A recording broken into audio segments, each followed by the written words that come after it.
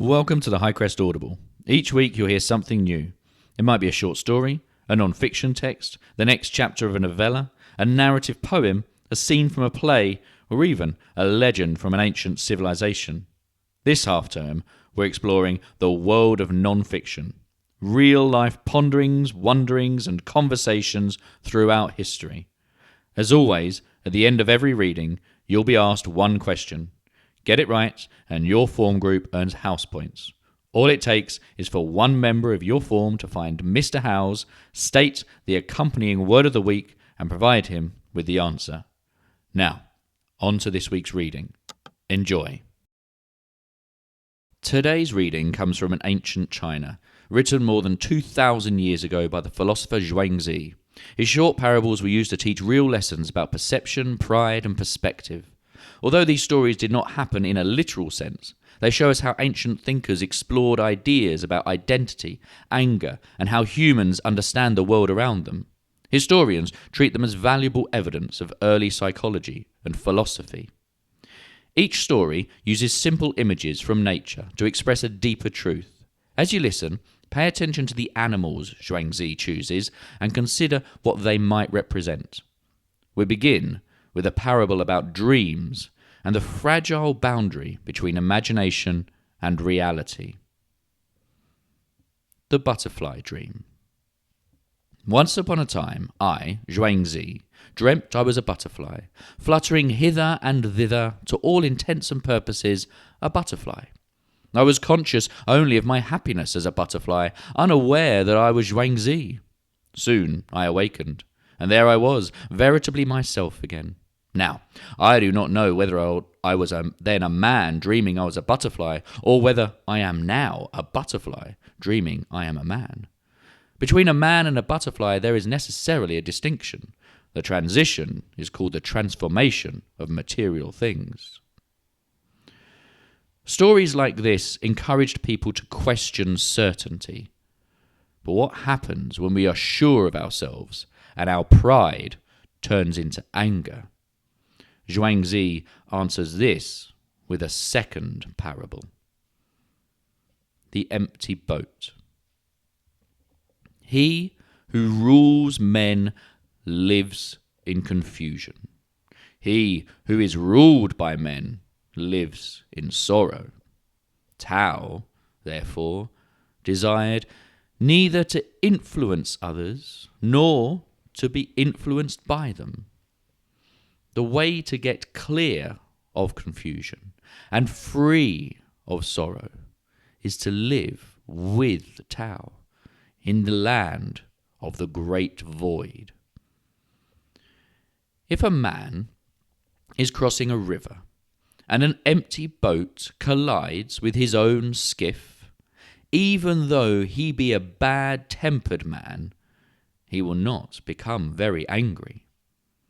But if he sees a man in the boat, he will shout at him to steer clear. If the shout is not heard, he will shout again, and yet again, and begin cursing. And all because there is somebody in the boat. Yet, if the boat were empty, he would not be shouting, and not angry. If you can empty your own boat, crossing the river of the world, no one will oppose you. No one will seek to harm you. The straight tree is the first to be cut down. The spring of clear water is the first to be drained dry.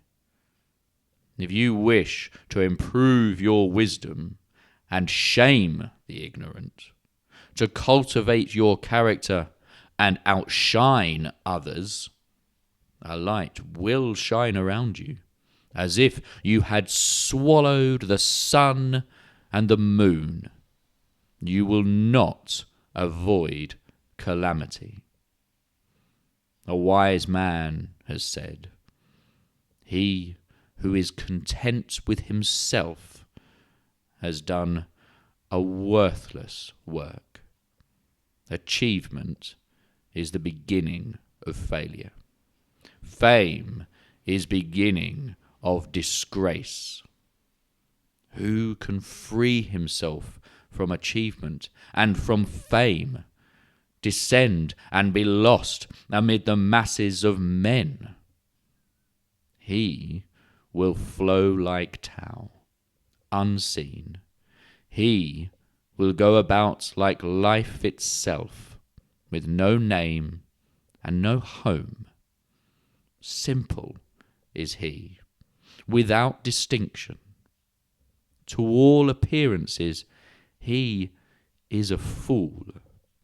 His steps leave no trace. He has no power.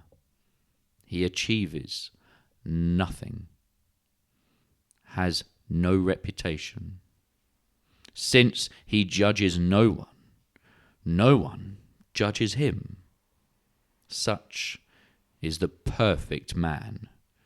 His boat is empty. Sometimes anger comes from assuming we already know the whole picture. Zhuangzi reminds us how small our view can be when we refuse to look beyond our own experience.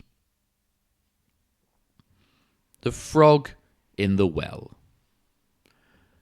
Gong Sun Long said to Prince Mao of Wei, "When I was young, I studied the way of the former kings, and when I grew older, I came to understand the conduct of benevolence and righteousness. I reconciled difference and sameness, distinguished hardness and whiteness, and proved that not so was so, that the unacceptable was acceptable. I confounded the wisdom of the 100 schools and demolished the arguments of a host of speakers. I believed that I had attained the highest degree of accomplishment, but now I have heard the words of Zhuangzi, and I am bewildered by their strangeness. I don't know whether my arguments are not as good as his, or whether I am no match for him in understanding. I find now that I can't even open my beak. May I ask what you advise?" Prince Mao leaned on his armrest and gave a great sigh, and then he looked up at the sky and laughed, saying, "Haven't you ever heard about the frog in the caved-in well?" He said to the great turtle of the Eastern Sea, "What fun I have! I come out and hop around the railing of the well, or I go back in and take a rest in the wall where a tile has fallen out. When I dive into the water, I let it hold me up under the armpits and support my chin. And when I slip about in the mud, I bury my feet in it and let it come up over my ankles. I look around at the mosquito larvae and the crabs and tadpoles, and I see that none of them can match me. To have complete command of the water, of one whole valley, and to monopolize all the joys of a caved-in well, this is the best there is. Why don't you come sometime and see for yourself?" But before the great turtle of the Eastern Sea had even gotten his left foot in the well, his right knee was already wedged fast. He backed out and withdrew a little, and then began to describe the sea. "A distance of 1,000 li cannot indicate its greatness. A depth of 1,000 fathoms cannot express how deep it is.